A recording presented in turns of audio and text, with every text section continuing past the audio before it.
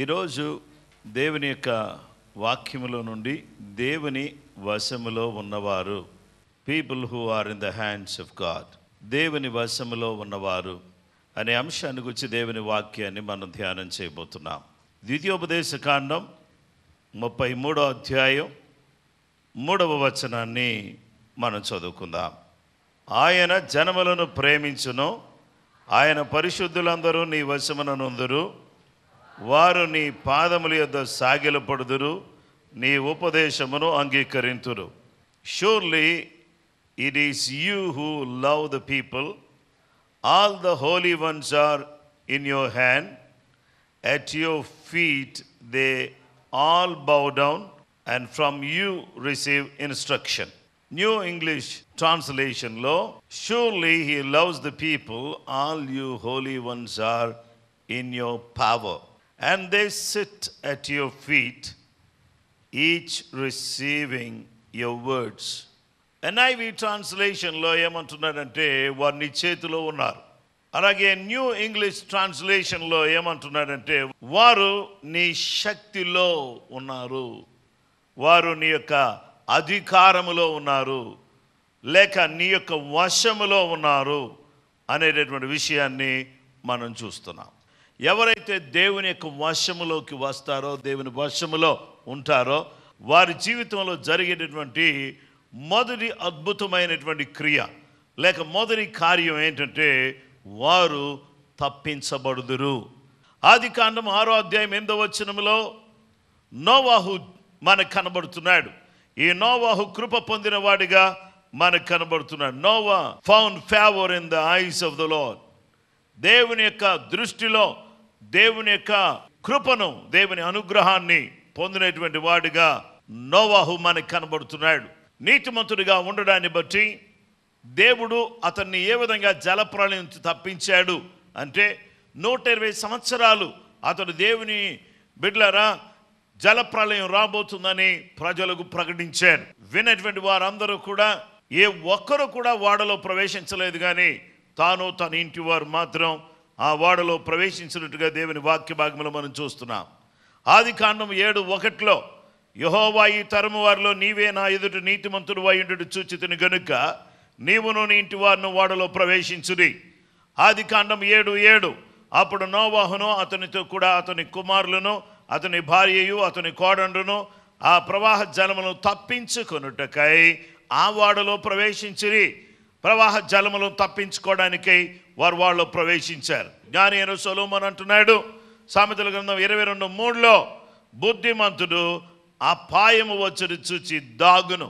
బుద్ధిమంతుడు, తెలివైన వాడు, జ్ఞానవంతుడు అపాయం వస్తుందంటే దాక్కుంటాడు, కానీ తెలివిలేని వాడు వెళ్ళి అపాయంలో చిక్కుకుంటాడని దేవుని యొక్క వాక్యం మనకు తెలియజేస్తుంది. జల ప్రళయం అనేటటువంటిది వచ్చినప్పుడు ప్రజల పరిస్థితి ఏ విధంగా ఉంది?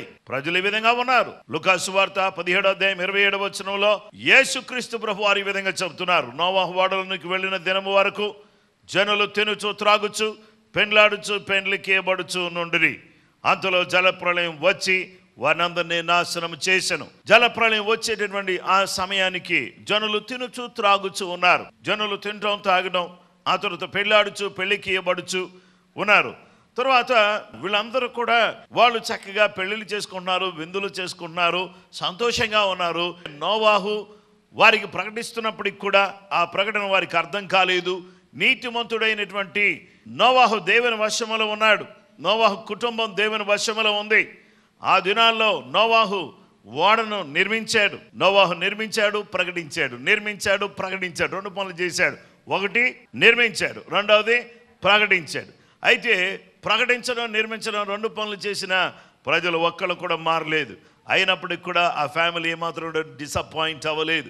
ఆ కుటుంబం మాత్రమే ఓడలో ప్రవేశించారు. అయితే హెబ్రీ పత్రికలో అపోస్తలుడైన పౌలు అంటాడు, హెబ్రీ పత్రిక 11:7 విశ్వాసమును బట్టి నోవాహు అది వరకు చూడని సంగతులను గురించి దేవుని చేత హెచ్చరింపబడి భయభక్తులు గలవాడై తన ఇంటి వారి రక్షణ కొరకు ఒక ఓడను సిద్ధము చేశాను. అందువలన అతడు లోకం మీద నేరస్థాపన చేసి విశ్వాసమును బట్టి కలుగు నీతికి వారసుడయ్యాడు. నోవాహు దినాల్లో ప్రజలు భయంకరమైన పరిస్థితిలో ఉన్నారు, కానీ నోవాహు ప్రకటించాడు, నిర్మించాడు, ఓడలో ప్రవేశించమంటే ప్రవేశించాడు, అతడు నీతికి వారసుడయ్యాడు. పేతురు ఈ విధంగా అంటున్నాడు 2 పేతురు 2:5, మరియు ఆయన పూర్వకాలమందున లోకమును విడిచిపెట్టక భక్తిహీనుల సమూహం మీదకి జల ప్రళయము రప్పించినప్పుడు నీతిని ప్రకటించిన నోవాహును మరి 7 కాపాడెను.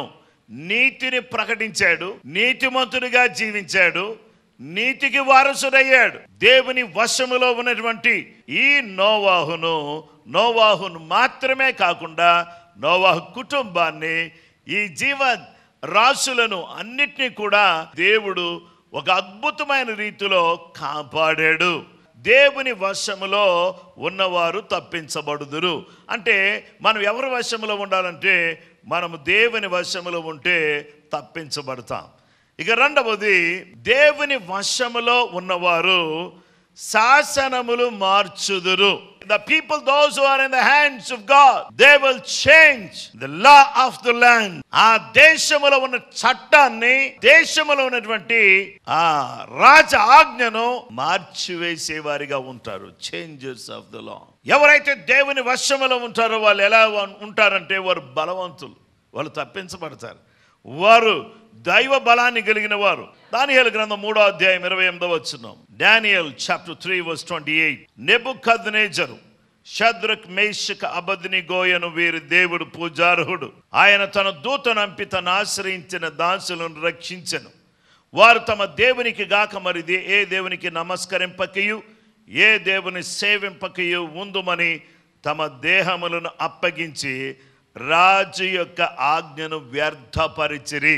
వారు వారి దేవుణ్ణి తప్ప మరి ఏ ఇతర దేవతలను, ఏ ఇతర దేవుళ్ళు అనబడిన వాళ్ళని పూజించడానికి వాళ్ళు ఇష్టపడిన వాళ్ళు కాదు. వారు ఏం చేశారంటే రాజు ఆజ్ఞను వ్యర్థం చేశారని నెబుకద్నెజరు అంటున్నాడు. నెబుకద్నెజరు ఇచ్చిన మొదటి శాసనం లేదా మొదటి ఆజ్ఞ ఏంటి? దురాయి అనేటటువంటి మైదానములో ప్రతిమను నేను నిలబెట్టబోతున్నాను. అన్ని రకాలైనటువంటి మ్యూజికల్ ఇన్స్ట్రుమెంట్స్ ఒక్కసారి ప్లే చేయబడతాయి, మోగించబడతాయి, వాయించబడతాయి.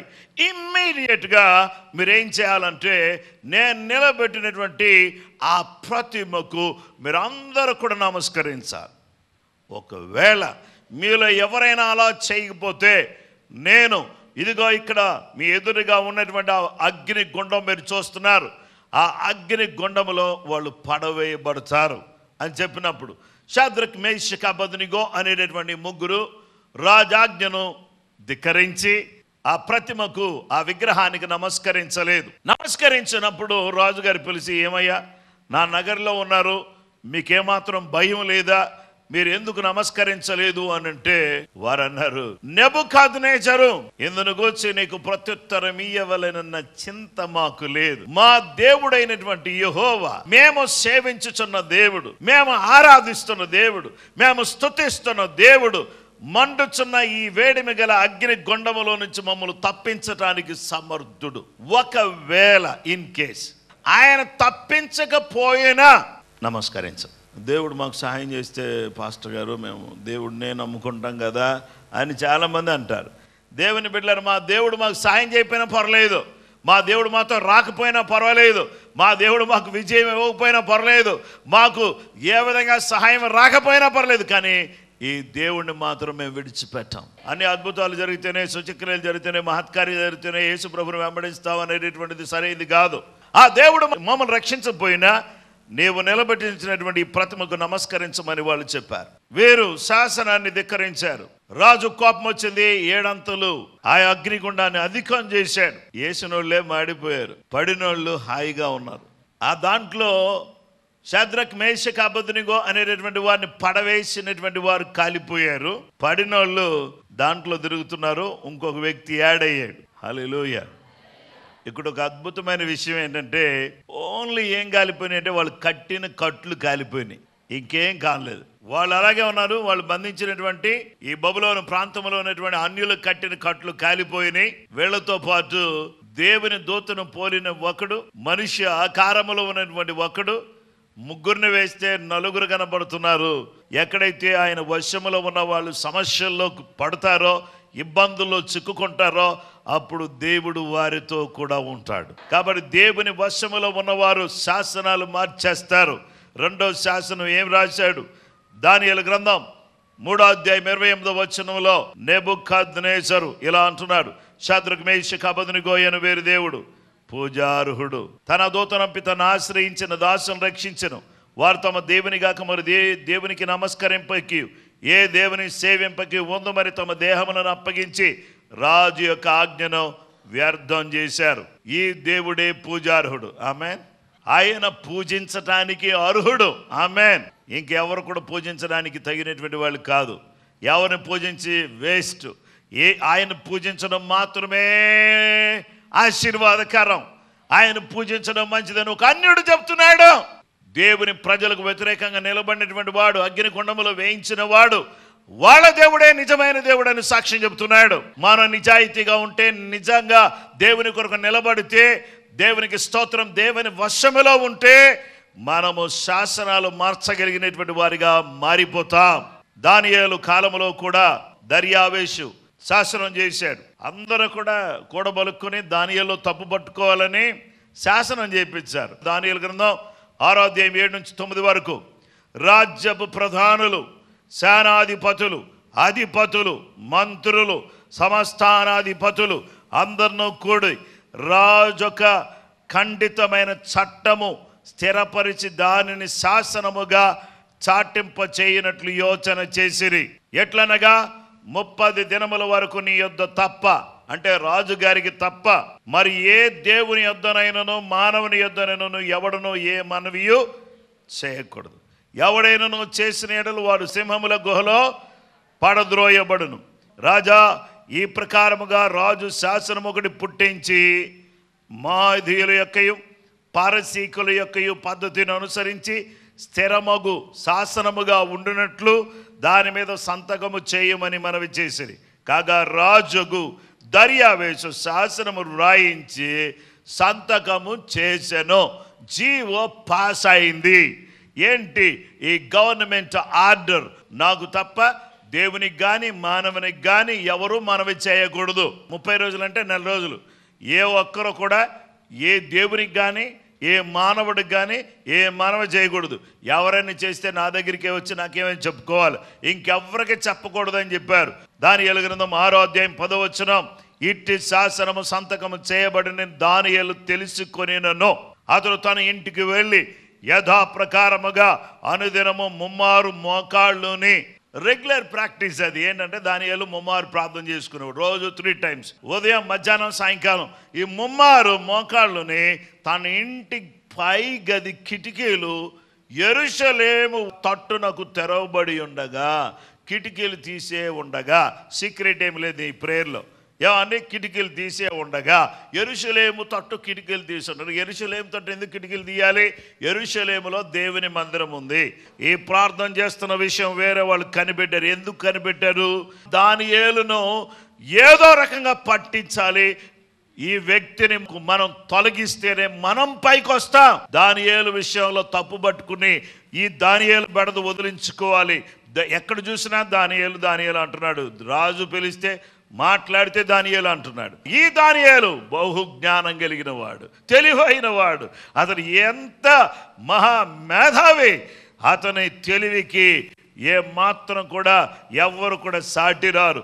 అంత జ్ఞానం కలిగినటువంటి యొక్క దానియేలు విషయంలో తప్పు బట్టి అతను ఏదో రకంగా తప్పకుండా ప్రార్థన చేస్తాడు, పట్టించవచ్చు. సింహాల బోన్లు వేస్తే దానియేలు పని అయిపోద్ది, తర్వాత మనకు తిరుగులేదు అని అనుకున్నారు వాళ్ళు. అయితే దానియేలు ఎవరి వశంలో ఉన్నాడు? దేవుని వశంలో ఉన్నాడు. దేవుని హస్తాల్లో ఉన్నాడు. దేవుని శక్తి కింద ఉన్నాడు. దేవుని అధికారం కింద పనిచేస్తున్నాడు. దేవుని హస్తంలో ఉన్నవాళ్ళు, దేవుని వశంలో ఉన్నవాళ్ళు ప్రార్థన చేయకుండా స్తుతించకుండా ఉండగలరా అంటే ఒక్క క్షణమైనా ఉండలేరు. దేవుని స్తుతించకుండా ఉండగలరా? దేవుని ప్రార్థించకుండా ఉండగలరా? ఉండలేరు. కాబట్టి అందుకనే ప్రార్థన చేశారు. ప్రార్థన చేసినందువల్ల 2వ శాసనం పుట్టుకొచ్చింది. ఆ శాసనం ఎలా ఉందో ఒకసారి చూద్దాం. చూడండి. ఈ దానియేలు మీద కోపం వచ్చింది. దానియేలు తీసుకెళ్లి సింహబోన్లో వేశారు. ఆ తర్వాత సింహబోన్లో వేసిన తర్వాత రాజుగారికి మనసంతా వికలమైపోయింది. ఎంత మంచోడు, చచ్చిపోయాడు కదా, ఏంటి పరిస్థితి? అందరూ కూడా రాజనగర్లో ఉన్నటువంటి మ్యూజిక్ అన్నిటిని కూడా ఆపేశాడు. విందు లేదు, మ్యూజిక్ లేదు, ఏమీ లేదు, అన్నిటి సైలెంట్గా ఉండండి మీరు. ఈరోజు ఏమీ ఎంటర్టైన్మెంట్ ప్రోగ్రామ్స్ ఏమీ లేవు, మొత్తం అంతా సైలెంట్గా ఉండండి అని చెప్పేసి అని అన్నాడు. రాజు మనసు బాగలేదు. అయినా రాజుగారు ఎందుకన్నా మంచిది, ఎలా ఉన్నాడో దానియేలు, అయిపోయిందేమో పరిస్థితి చూద్దామని బోను అయిపోయాడు. వెళ్తే హ్యాపీగా కూర్చొని ఉన్నాడు. అయిపోయాడు అనుకున్నవాడు కూర్చుని కనపడుతున్నాడు. అయిపోయాడు అంతా అయిపోయింది అన్నవాడు కూర్చుని ఉన్నాడు అనుకోండి, ఎలా ఉంటుంది? వెంటనే దుఃఖ స్వరముతో జీవము గల దేవుని సేవకుడు అయిన దానియేలు, నీవు నిత్యము సేవించుచున్న నీ దేవుడు నిన్ను రక్షింపగలిగిన జీవము గల దేవుని సేవకుడు అయిన దానియేలు, నువ్వు సేవించుచున్న దేవుడు, నువ్వు ఎవరి వశములో ఉన్నావో ఆ దేవుడు జీవం కలిగిన వాడు. ఎవరిని పూజిస్తున్నావో, ఎవరిని ఆరాధిస్తున్నావో జీవము లేనివాడు కాదు, మూగవాడు కాదు. ఆయన ఒక మట్టి బొమ్మ కాదు, ఒక వెండి బొమ్మ కాదు, ఒక బంగారు బొమ్మ కాదు. ఆయన జీవం కలిగిన వాడు. మన దేవుడు జీవం కలిగిన దేవుడు. దేవుని బిడ్డలారా, ఈ జీవం కలిగిన దేవుడు దానియేలును తప్పించిన తర్వాత దర్యావేషు మళ్ళీ శాసనం రాస్తున్నాడు. దానియేలు గ్రంథం 6వ అధ్యాయం 25 నుంచి 27 వరకు. Daniel chapter 6 verses from 25 to 27. అప్పుడు రాజుకు దర్యావేషు లోకమందంతటా నివసించు సకల జనులకును రాష్ట్రములకును ఆయా భాషలు మాట్లాడు వారికి ఇలాగు వ్రాయించెను, మీకు క్షేమాభివృద్ధి కలుగును గాక. నా సముఖమున నియమించినదేమనగా, రాజ్యములోని సకల ప్రభుత్వముల యందుండు నివాసులు దానియేలు యొక్క దేవునికి భయపడుచు ఆయన సముఖంలో వణుకుచుండవలెను. దానియేలు దేవుడి దగ్గరికి వచ్చారనుకో, మీరు ఎలా ఉండాలి? వణకాలి. దేవునికి స్తోత్రం, హల్లెలూయా. గడగడ వణుకుతూ ఉండాలి.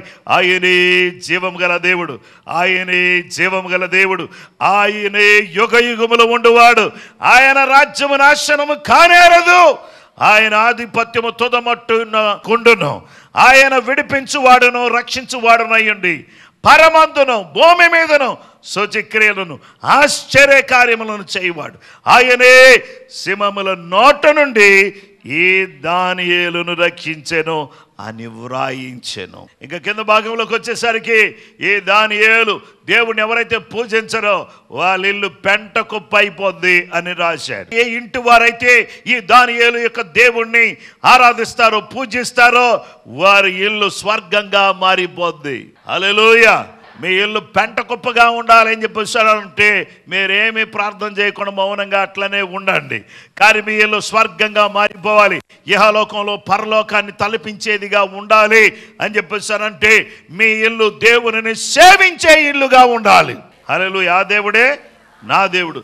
ఆ దేవుడు నా దేవుడు అయితే, వారు శాసనాలు మార్చేవారైతే మనం శాసనాలను మార్చేవాళ్ళమా, లేకపోతే శాసనాలకు భయపడిపోయి వణికిపోతున్నటువంటి వారమా అని అంటే, భయభ్రాంతులు చేయడానికి క్రైస్తవులు కానీ ఈ యొక్క లోకంలో అనేక మందిని భయభ్రాంతులుగా చేయడానికి ఎన్నో రకాలైనటువంటి పన్నాగాలు పన్నుతున్నారు.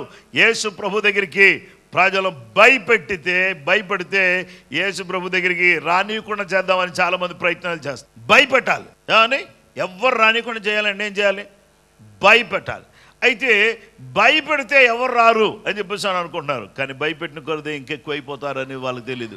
ఆ దినాల్లో వాళ్ళు ఏం చేశారు? వీళ్ళని తీసుకెళ్లి అగ్నిలో వేశారు. కానీ దేవుడు ఆ శాసనం మార్చి శాసనం రాసినోడితోనే ఇంకో శాసనం రాపిస్తున్నాడు.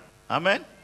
దర్యావేషు కాలంలో కూడా దర్యావేషు శాసనం ఒకటి రాశాడు, కానీ మరొక శాసనం రాశాడు. ఆ శాసనం మళ్ళీ తిరిగి ఇంకొకళ్ళు ఎవరు మార్చలేదు. మొదటి శాసనం మారిపోయింది, నెబుకద్నెజర్ రాసింది మారింది, రెండో శాసనం నిలబడింది. అలాగే దర్యావేషు రాసిన మొదటి శాసనం కొట్టివేయబడింది, కానీ రెండవ శాసనం నిలబడింది. ప్రార్థన చేస్తూ దేవుని వశములో ఉన్నటువంటి వారు శాసనాలు మారుస్తారు. ఆమేన్, హల్లెలూయా. దేవుని వశములో ఉన్నటువంటి వారు తప్పించబడతారు. దేవుని వశములో ఉన్నవారు శాసనములు మారుస్తారు.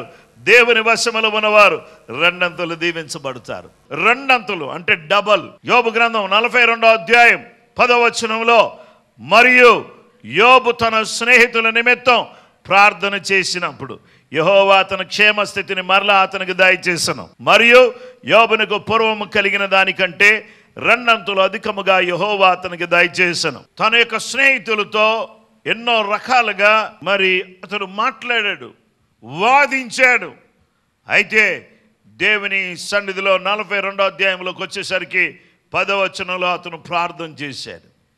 అదే ఎలీఫాజు అన్నాడు. యోబు గ్రంథం 5వ అధ్యాయం 18 నుంచి 20 వరకు చూస్తే, ఆయన గాయపరిచి గాయమును కట్టును, ఆయన గాయమును చేయును, ఆయన చేతులే స్వస్థపరచును. ఎలీఫాజు అనే మాట దయచేసి గమనించండి. ఆయన గాయపరిచి గాయమును కట్టును, ఆయన గాయము చేయును, ఆయన చేతులే స్వస్థపరచును. 6 బాధలలో నుండి ఆయనను విడిపించును.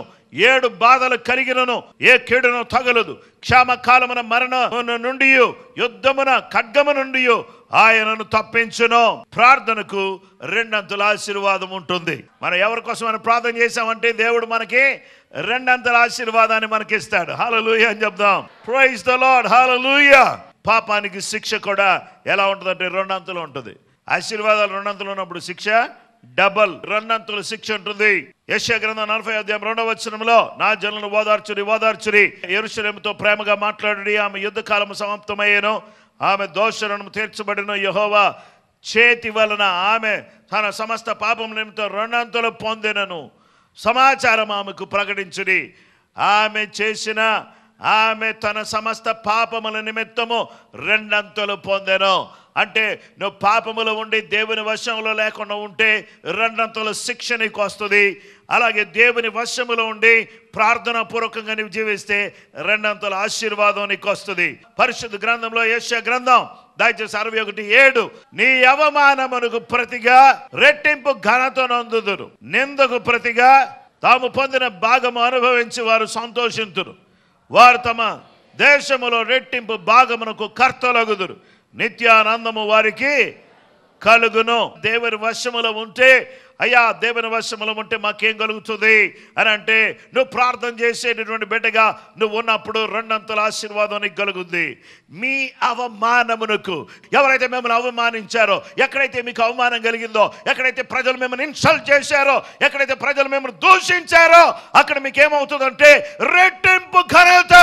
ఏ ఇంటి దగ్గరైతే మీకు అవమానం కలిగిందో, ఏ స్థలంలోనైతే మీకు అవమానం కలిగిందో, ఏ స్థలంలోనైతే మిమ్మల్ని ప్రజలు మిమ్మల్ని అవమానించారో, మిమ్మల్ని తక్కువ చూపు చూశారో, చిన్న చూపు చూశారో, మిమ్మల్ని పట్టించుకోలేదో, ఎక్కడైతే మీకు అవమానం కలిగిందో అక్కడ రెట్టింపు ఘనత.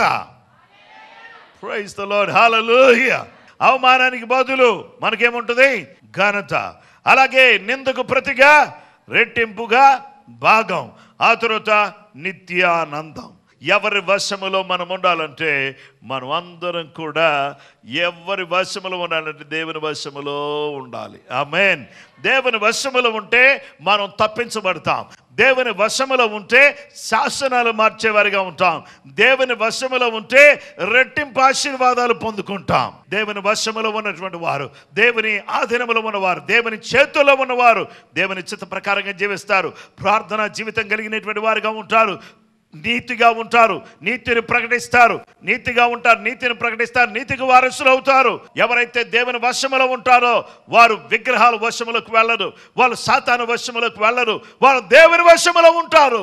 వారు ఏ కష్టం వచ్చినా, ఏ బాధ వచ్చినా, అది అగ్గినైనా, అది సింహమైనా, ఇలాంటి పరిస్థితుల్లో కూడా ఖచ్చితంగా దేవుని కొరకు నిలబడి ఉంటారు. కాబట్టి ఈరోజు అయ్యా నీతిగా జీవించి నీతిని ప్రకటిస్తూ, నాయనా నీతికి వారసుడు అవ్వడానికి సహాయం చేయి. నాయన సింహమైన అగ్నైన సింహమైన నీ కొరకు నిలబడడానికి సహాయం చేయి. అలాగే 2 అంతులు ఆశీర్వదించబడడానికి ప్రార్థనా జీవితం నాకు దయచేయి. నాయన ఎక్కడైతే అవమానం ఉందో, ఎక్కడైతే నింద ఉందో, అక్కడ రెట్టింపు ఘనత, రెట్టింపు భాగం, నిత్యానందం మేము పొందుకోవడానికి, పరలోక రాజ్యములో నిత్యానందం పొందుకొని నిజంగా నీ వశమైనటువంటి బిడ్డలుగా నాయన నీ రాజ్యములోకి, నిత్యానందములోకి ప్రవేశించడానికి సహాయం చేయండి అని ప్రార్థన చేయాల్సినటువంటి సమయం వచ్చింది. ఈ సమయంలో దేవుని బిడ్డలమైనటువంటి మనమందరం కూడా ఎంతమందికి ఈ విధమైనటువంటి ఆశీర్వాదం కావాలో దయచేసి అందరూ కూడా దేవా మీ కృప మాకు దయచేయండి అని ప్రార్థన చేయడం ప్రారంభిస్తాం.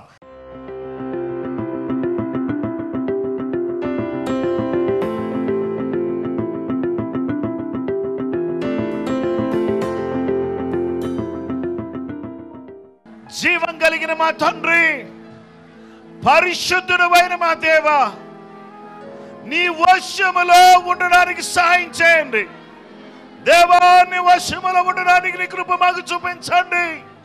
నీ వశములో ఉండి తప్పించబడ్డానికి, నీ వశములో ఉండి శాసనాలు మార్చడానికి, రెండంతులుగా దీవించబడ్డానికి, నీ వశములో ఉండి రెండంతులుగా అభివృద్ధిని, ఆశీర్వాదాన్ని, దీవెనను, ఆనందాన్ని రెట్టింపు నైనా మా అవమానానికి బదులుగా రెట్టింపు ఘనతను, నిందకు బదులుగా రెట్టింపు భాగమును, నిత్యానందమును అనుభవించే బిడ్డలుగా మమ్మల్ని అందరినీ కూడా మార్చివేయమని యేసు నామములో ప్రతి బిడ్డను, ప్రతి కుటుంబాన్ని దీవించమని యేసు నామములో ప్రార్థన చేసి అడుగుచున్నాము పరలోకపు తండ్రి.